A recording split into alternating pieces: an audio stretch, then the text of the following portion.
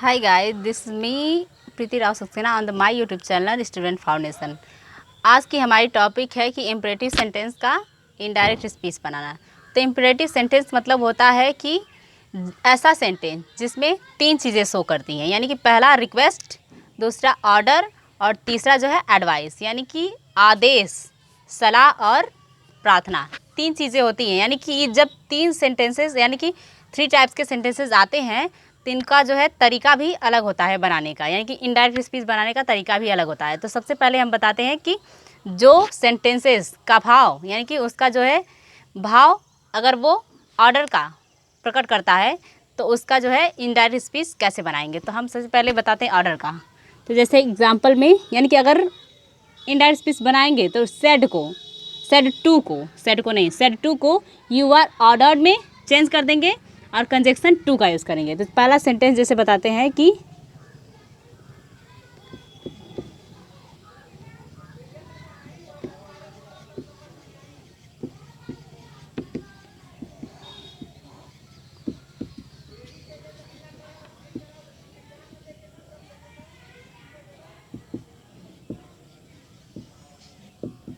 इसमें लिखा है कि the father said to me open the door, यानी कि फादर जो क्या कर रहे हैं, अपने बच्चे को जो है ऑर्डर दे रहे हैं कि दरवाज़ा खोलो।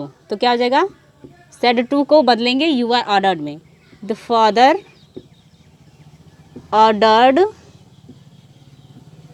ऑर्डर्ड मी और कंजक्शन टू का use, to open the door. हो गया ना, बहुत सिंपल है, ओनली ऑर्डर्ड कर देना है। ओके, ये यू आर लिख दिया मैंने, सॉरी। हो गया ना, the father ordered me to open the door. हो गया ना। अब दूसरा सेंटेंस बताते हैं।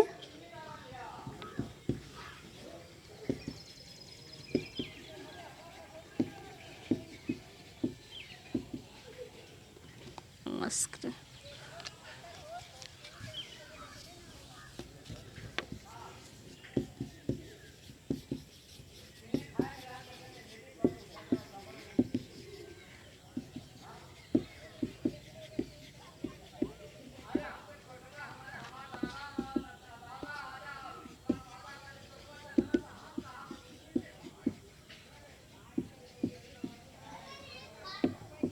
अब यहाँ लिखा है कि the teacher said to the student bring your book, यानी कि टीचर जो है क्या करेंगे, स्टूडेंट को ऑर्डर दे रहे हैं कि अपनी किताब लाओ। तो क्या हो जाएगा, the teacher ordered the student. हो गया ना। अब इसके बाद कंजक्शन टू, और पूरा सेंटेंस जो है वही लिखेंगे, और जहाँ पे मतलब कि क्या रहेगा, person, first person, second person, third person रहेगा तो उसको चेंज करेंगे।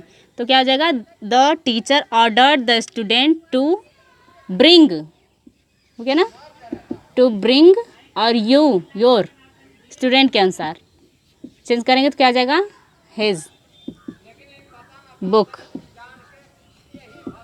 हो गया, the teacher order the student to bring his book. ये हो गया क्या, ऑर्डर से जुड़े हुए सेंटेंस का इनडायरेक्ट स्पीच। ओके, अब हम दूसरा बताएंगे किससे, यानी कि रिक्वेस्ट से जुड़े हुए सेंटेंसेस का इनडायरेक्ट स्पीच।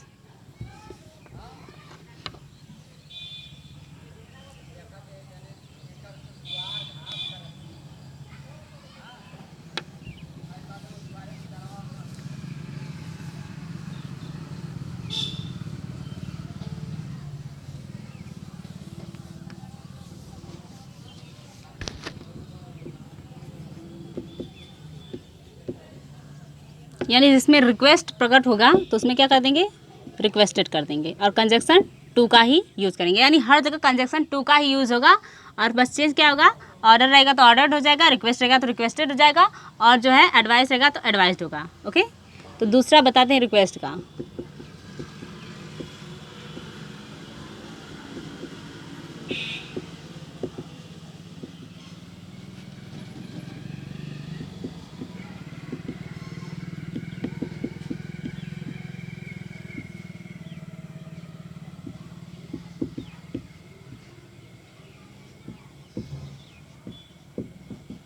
यहाँ पे देखिए लिखा गया कि Ritu said to Priya please give me a pen. Please लग गया तो मतलब कि रिक्वेस्ट कर ही रहे हैं, तो क्या जाएगा, रितु रिक्वेस्टेड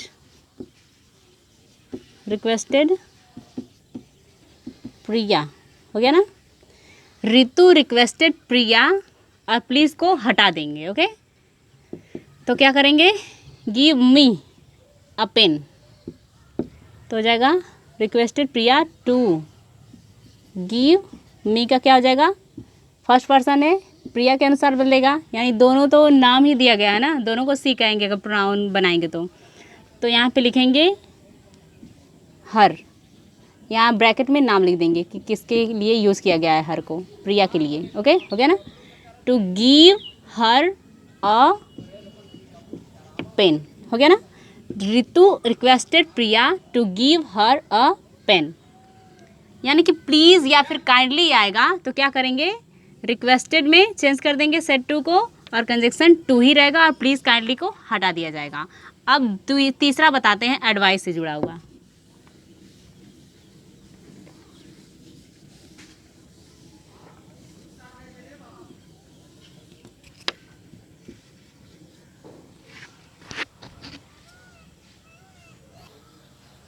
तो देखिए यहाँ पे लिखा गया है कि अगर एडवाइस रहेगा, यानी कि अगर वो उसका भाव जो है एडवाइस का मिलता है, यानी कि पढ़ने पे ये प्रकट होता है कि उसका भाव जो है एडवाइस, यानी किसी को सलाह दी जा रही है, तो उसको जो है सेड टू को, है ना, सेड टू को किस में चेंज कर देंगे, एडवाइज्ड में। क्या हो जाएगा, द टीचर एडवाइज्ड, हो गया ना, the teacher advise the child, हो गया यहाँ तक। कंजक्शन टू, और क्या करेंगे, टू ओबे योर का क्या हो जाएगा, चाइल्ड के अनुसार चेंज होगा, तो क्या हो जाएगा, हिज पेरेंट्स। अगर चाहें तो ब्रैकेट में चाइल्ड लिख सकते हैं हिज के पास, ठीक है। तो क्या, the teacher advised the child to obey his parents, यानी ये हो गया किससे जुड़ा हुआ, एडवाइस से। एक दूसरा एग्जाम्पल बता देते हैं।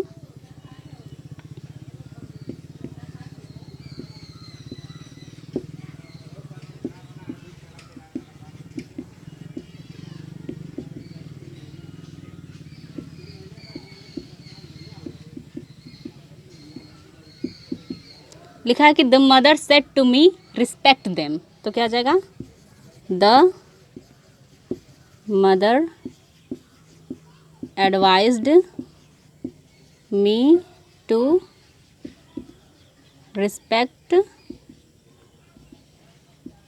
देम। थर्ड पर्सन है तो चेंज तो होगा नहीं, क्या हो गया, the mother advised me to respect them, यानी ये हो गया ऑर्डर, एडवाइस या फिर रिक्वेस्ट से जुड़ा हुआ इनडायरेक्ट स्पीच इंपरेटिव सेंटेंस का। अब दूसरा है, जैसे मतलब कि अगर इंपरेटिव सेंटेंस बोलते हैं तो कहते हैं कि ये मत करो, यानी कि डोंट डू दिस, ओके, ऐसे बोलते हैं। तो वैसे सेंटेंसेस का इनडायरेक्ट स्पीच कैसे बनाते हैं उसको हम बताते हैं।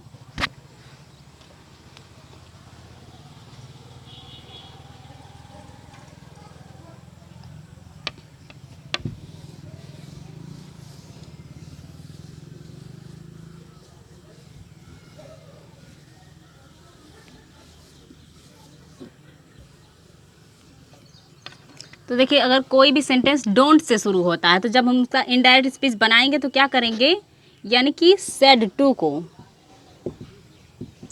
को जो है फॉरबिड में चेंज कर देंगे, क्योंकि फॉरबिड मीन्स होता है मना करना, ओके। तो जैसे पहला एग्जांपल, और कंजक्शन टू का ही यूज़ करेंगे हमेशा की तरह। तो क्या हो जाएगा, जैसे पहला एग्जांपल बोलते हैं कि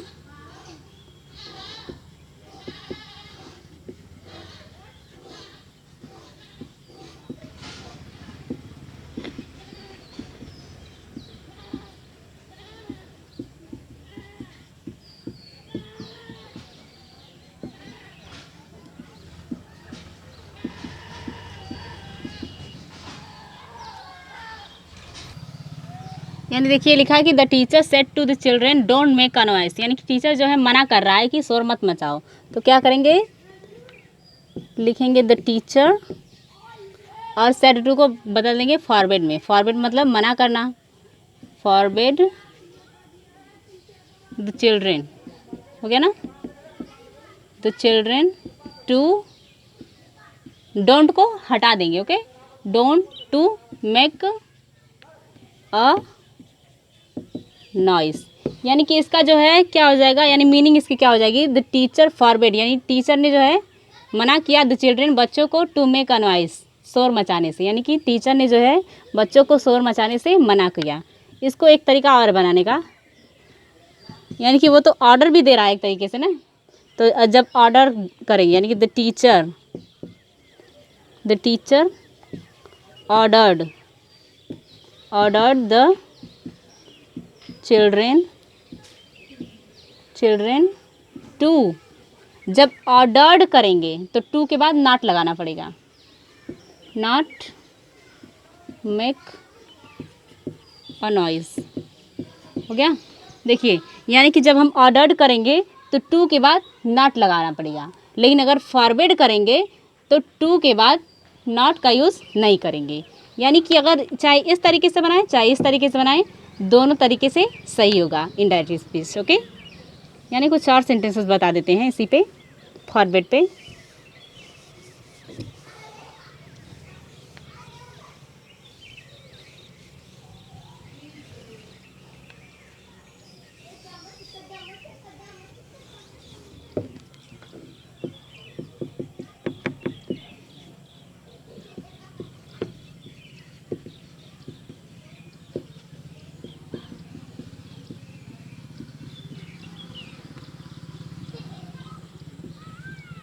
He said to me don't come here, तो क्या आ जाएगा, he forbade me to come here का क्या आ जाएगा, there, okay. he forbade me to come there, यानी होता है ना जब हम कोई बात कह देता है, जब हम किसी और को बताते हैं वो चीज़, तो कहेंगे कि उसने मुझे वहाँ जाने से मना किया, ऐसे बोलेंगे ना। तो यहाँ पे डायरेक्ट था तो क्या, he said to me don't come here, यानी यहाँ मत आओ, तो जब उसको इनडायरेक्ट में स्पीच में चेंज किए तो क्या हो गया, ही फॉरबिड मी, यानी उसने मुझे मना किया टू कम देयर, ये वहाँ आने से, हो गया ना। दूसरा लिखते हैं,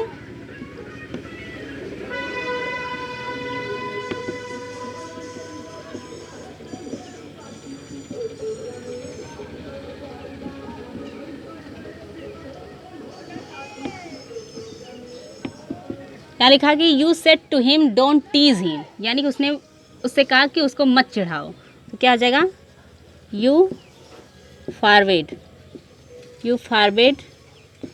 हिम टू टीज हिम, हो गया ना, you forbid him to tease him. या फिर ऐसे भी कर सकते हैं कि you ordered him to not tease him, ऐसे भी बना सकते हैं, you ordered him to not tease him, यानी चाहे ऐसे बनाएं चाहे ऐसे बनाएं, दोनों तरीके से सही है। चाहे तो इसका यानी जो पहला सेंटेंस है उसका भी इस दूसरे तरीके से बना सकते हैं, ओके। यानी कि आज की इस वीडियो में हो गया क्या चीज़, इनडायरेक्ट स्पीच, कौन से सेंटेंस का, इम्परेटिव सेंटेंस का, ओके। तो ये चीज़ आपको हमेशा याद रखनी चाहिए कि उसका सेंस ऑफ ह्यूमर जो है कैसा प्रकट हो रहा है, कैसा दिखाई दे रहा है, यानी कि कैसा समझ में आ रहा है। जब हम सेंटेंस को पढ़ रहे हैं तो क्या लग रहा है कि उसमें क्या चीज़ शो कर रही है, रिक्वेस्ट शो कर रहा है या फिर ऑर्डर या फिर एडवाइस, तो इस हिसाब से हम उसका इनडायरेक्ट स्पीच बनाएंगे, ओके। Thank you.